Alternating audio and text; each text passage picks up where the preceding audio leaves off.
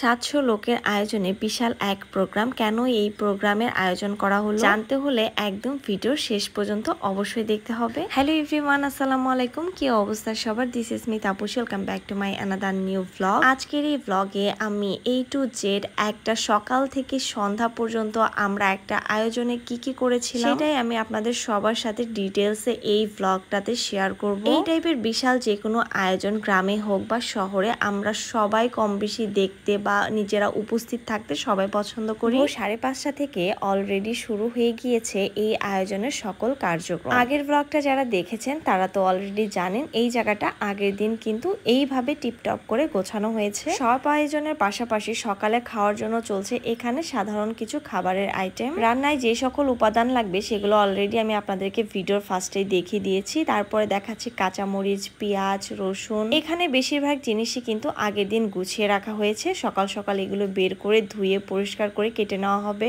2.5 মণ গরুর মাংস এখানে ছোট ছোট করে পিস করে কেটে নেওয়া হচ্ছে। এরপর এটা পরিষ্কার করা হবে। বাড়ির সকলেই আজকে অনেক সকালে ঘুম থেকে উঠেছে আর সকালের পরিবেশটা ঠিক এরকম ছিল, বেশ ভালো লেগেছে। তবে সারাদিনটা মোটেও একদমই এরকম থাকবে না। 10টা বেজে গেলে রোদ ওঠা শুরু করে দিবে।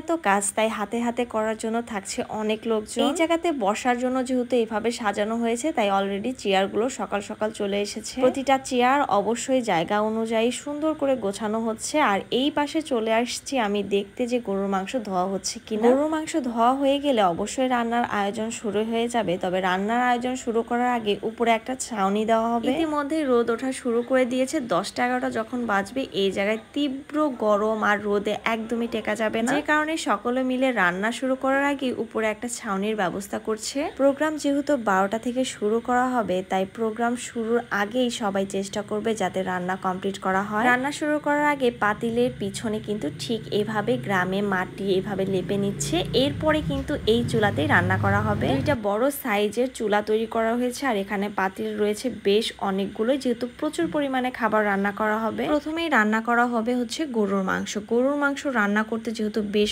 অনেক সময় লাগে আর মাংসটা অবশ্যই নরম হতে হবে। বিশাল এই পাতিলে করে সব ধরনের মশলা দিয়েই রান্না করা হচ্ছে মাংস। এখানে কিন্তু 3-4 জন রান্নার লোক রয়েছে। কেউ একজন নেড়ে দিচ্ছে, কেউ সব ধরনের জিনিস পাতিলে দিয়ে দিচ্ছে। প্রতিটা কাজে একজন আরেকজনকে সাহায্য করে যাচ্ছে। রান্না দেখছেন যত তাড়াতাড়ি, তবে এই সময়গুলো কিন্তু এত তাড়াতাড়ি একদমই হয়নি। প্রতিটা জিনিস করতে, রান্না করতে সবকিছু মিলে কিন্তু অনেক সময় লেগে গিয়েছে। এইদিকে কিন্তু অনুষ্ঠানের জায়গাটা খুব সুন্দর রেডি হয়ে গিয়েছে। এই যে দেখতে পাচ্ছেন পুরো জায়গাটা একদম আমাদের পুরো বাড়ি ভর্তি। সামনের জায়গাটায় এইভাবে বসার জায়গা করা হয়েছে। এখানে অনেক লোকের আয়োজন। আমি একটু এখানে এসে মাইকটা চেক করে দেখছিলাম যাতে করে ঠিক আছে কিনা। যেহেতু অনেক বেশি গরম যার কারণে চারপাশে এরকম ফাঁকা রাখা হয়েছে যাতে করে বাতাস লাগে। অবশ্যই গরম, ফ্যানের ব্যবস্থা তো থাকতেই হবে, কিন্তু বাহিরের ওই জায়গাটাতে বসলে যদি বাতাস থাকে খুব সুন্দর বাতাস লাগে। অলমোস্ট গরুর মাংস রান্না কিন্তু কমপ্লিট। আমরা খুব সুন্দর ঘ্রাণ পাচ্ছিলাম সেই মুহূর্তে আর দেখে খুবই লোভনীয় লাগছিল। আজকে যেহেতু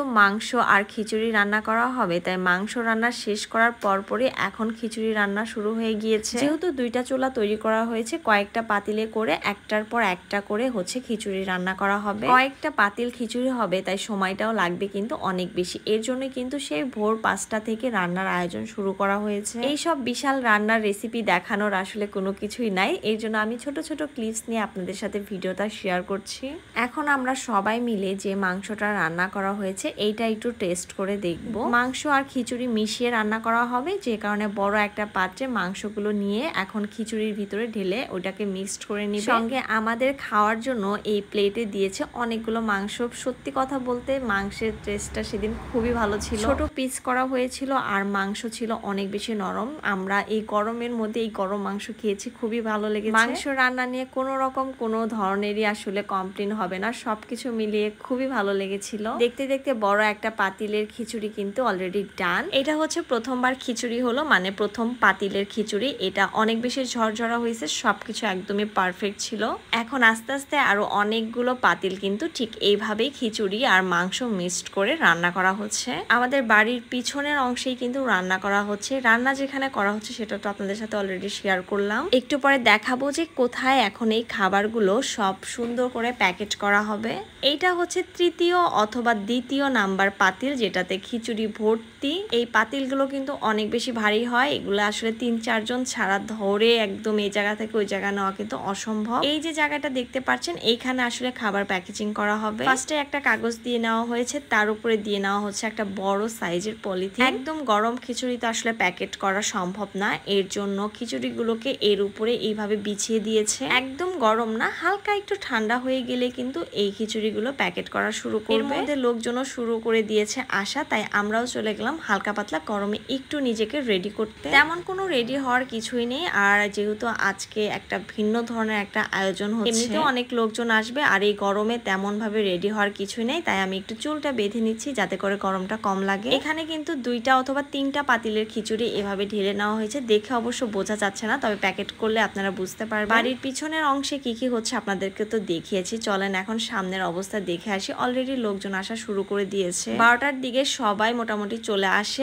আর এখন যেহেতু রান্নাও শেষ বলতে পুরোপুরি শেষ না, প্রায় 4টা পাতিল খিচুড়ি রান্না করা হয়েছে। সেদিন মেবি 7 পাতিল খিচুড়ি রান্না করা হয়েছিল। লাস্টে আমি একটু ভাবলাম যে আমি একটু নাড়াচাড়া করি। এই জিনিসটা আসলে দেখতে যতটুকু হালকা, মোটেও কিন্তু এই জিনিসটা একদমই হালকা না, খুবই ভারী। এটা আমি জাস্ট একটু নাড়াচ্ছিলাম, এটা আমার পক্ষে নাড়ানো খুবই কঠিন। দেন আমি আর মামি দুজন মিলে এই জিনিসটাকে নাড়ানোর চেষ্টা করছিলাম। তবে যতই চেষ্টা করি না কেন, যারা আসলে রাঁধুনি, যারা আসলে এই জিনিস দিয়ে রান্না করে অভ্যস্ত, তাদের মতো আমরা একদমই পারবো না। আবার এই প্যাকেটগুলো কিন্তু সব ছেলেরাই রেডি করেছে, বাট আমিও চিন্তা করলাম যে একটু কিছু প্যাকেট করা যায়। এই ধরনের কাজ করতে এমনিতেই খুব ভালো লাগে, তাই আমি আর মামি মিলে দুজন মিলে এই বেশ কিছু প্যাকেট হচ্ছে আমরা ভর্তি করেছি। যেহেতু 600 প্যাকেট এখানে রেডি করতে হবে, তাই দুই পাশে এভাবে ভাগ করে দেওয়া হয়েছে কাজ। এসবের মধ্যে দিয়ে আপনাদের সাথে শেয়ার করতে ভুলে গিয়েছি যে আসলে এই প্রোগ্রামটা কি নিয়ে হচ্ছে। কম বেশি আমরা অনেকেই জানি সামনে নির্বাচন, আর নির্বাচনে যেহেতু আমার মামা এবারও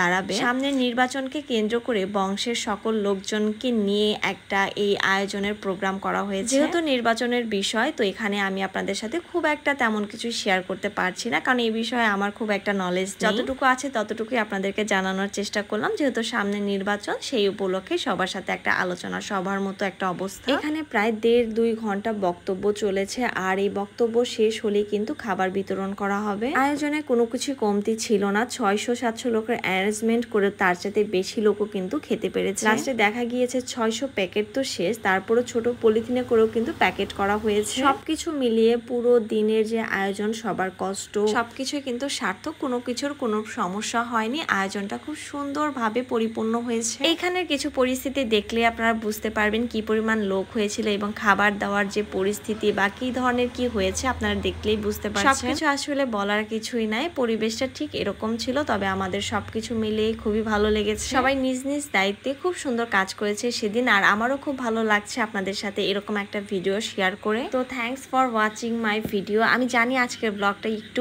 বড়, তবে একটু বড় না করলে আসলে পুরো ব্লগটার আপনারা কোনো কিছুই বুঝতে পারতেন না, তাই এতক্ষণ ধৈর্য ধরে সময় দিয়ে যারা আমার এই ফুল ভিডিওটা দেখেছেন তাদেরকে অনেক বেশি ধন্যবাদ। আপনারা সবাই ভালো থাকবেন, সুস্থ থাকবেন, আমার ভিডিও দেখবেন, ভালো লাগলে লাইক কমেন্ট শেয়ার করবেন, আমাকে ভালো লাগলে ছোট্ট পেজটা ফলো করে দিবেন। এখানেই শেষ করছি, আল্লাহ হাফেজ।